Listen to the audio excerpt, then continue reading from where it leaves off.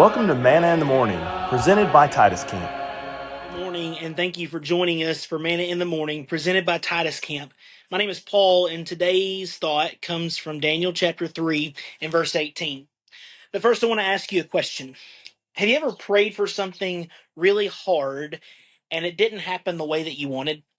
Maybe you prayed to pass a test or for a friend not to move away. Maybe you prayed for a loved one to get better from being sick. And when that didn't work, you might have wondered, does God even care? Is he really good? And that's a real question. And it's one that people of faith have struggled with for thousands of years. In Daniel chapter 3, we meet Shadrach, Meshach, and Abednego.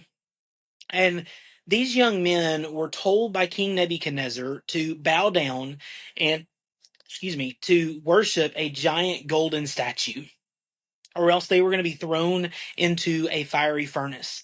Now, that's a pretty extreme choice. Worship an idol or die. But in verses 16 through 18, they give probably one of the boldest answers in all of the Bible. It says, Shadrach, Meshach, and Abednego answered and said to the king, O Nebuchadnezzar, we have no need to answer you in this matter. If this be so, our God whom we serve is able to deliver us from the burning fiery furnace, and he will deliver us out of your hand, O king. But if not, be it known to you, O king, that we will not serve your gods or worship the golden image that you have set up. Did you catch that? They said God can save us. We believe that he will save us. But even if he doesn't, we will still trust him because God is still good. The first thing that they show us is that faith is faith in God's power. They don't say we hope that God can save us. They declare our God is able. He will save us. And that's important because we need to know deep down that nothing is too hard for God. He made the world. He parted the Red Sea. He raised Jesus from the dead. Our God can do anything. And faith starts with confidence that God is powerful. But they also say something even more powerful, and it's three simple words at the beginning of verse 18. And if not. Now, that's a hard phrase to swallow because what that means is even if God doesn't do what we want, we'll still trust him. I want you to think about that. They knew that God could deliver them, but they didn't make their faith conditional on God rescuing them from that fire. They trusted in his plan no matter what. And this is where real, mature faith grows. It's not just saying, well, if I'll follow God if he answers my prayers the way I want him to. It says, I'll follow God even if he doesn't. And at the heart of their statement is this truth: God is still good, no matter what happens. And that's tough. That's tough because in our lives, we measure goodness by circumstances. If life is going well, if life is going the way we want it to, we say, oh, our God is so good.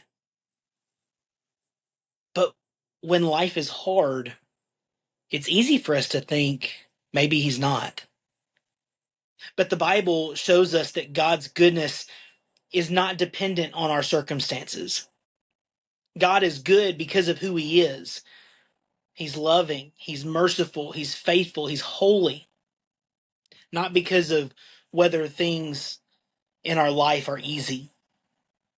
Romans chapter 8 and verse 28 reminds us we know that all things work together for good to those who love the Lord. That doesn't mean that everything that happens feels good. What it means is that God is always working for our eternal good. So what does this mean for you right now? Maybe you pray for God to take away anxiety, but it doesn't just disappear. God is still good.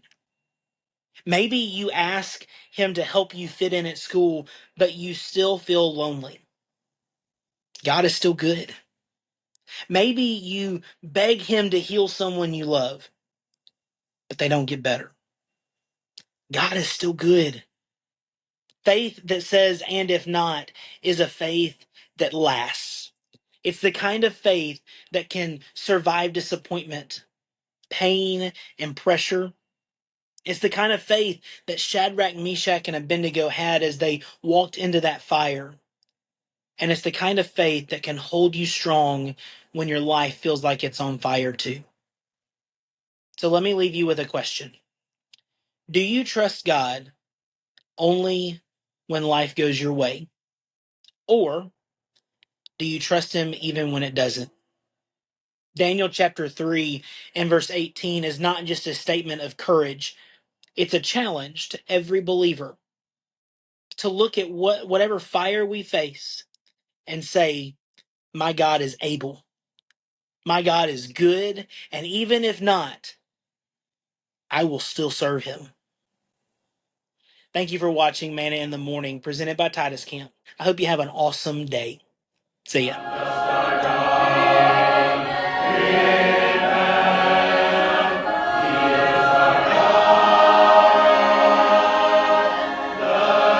Thank you for tuning in to Man in the Morning, presented by TITUS Camp.